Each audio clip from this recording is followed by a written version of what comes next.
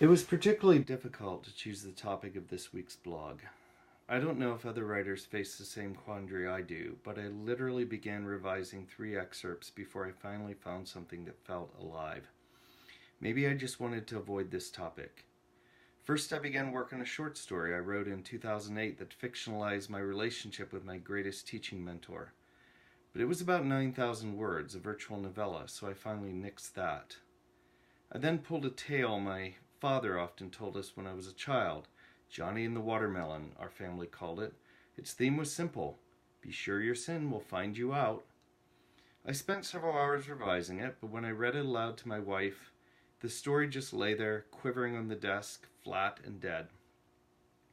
Finally, I pulled the excerpt I've written about my experience helping the Palestinians celebrate their independence on November 16, 1988. It was a beautiful, controversial moment. Good, it worked. I decided I would combine those memories with the memory I have of dancing for the first time in a London club. Don't ask me why. I eventually discovered the central image of the blog, me standing in the middle of a London club, sure that everyone was watching me, but wait, I'll let you read about that for yourself in my blog. When I started to stitch the anecdotes together, when I started to develop my memories, something odd happened. To my surprise, I found I was writing a comedic piece with a fish out of water theme. I found myself talking about the moments after I left my Amish Mennonite community when I was simply clueless about life in the outside world. As my friend Amy Wagner keeps telling me, I have a lot of hilarious, embarrassing moments to tell, especially those about my relationships with girls. So I went there. I began focusing some of those memories. That's when it all came together. I remember the moment I created the train metaphor. I read aloud to my wife. We were sitting in the car outside the drugstore waiting medication for our kittens, and I found myself giggling uncontrollably. That's when I knew what the heart of my piece would be. Problem was, now I was over 4,000 words.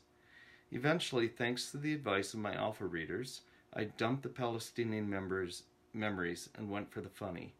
I focused on developing several memories of my utter moronic cluelessness. Because, as I explored in last week's blog on Father Orsini, that's what people do when they leave a culture. They haven't got a clue. They misread cultural signals. They say dumb things.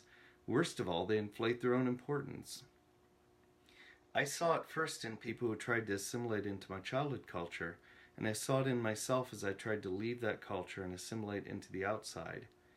It's not the people going through culture shock are stupid. Usually they're brilliant. The problem is they've been taught that any wrong decision they make will anger the God of the entire universe. Wouldn't that make you feel special? Culture shock really is a thing, and people who choose to leave one culture for another all go through it.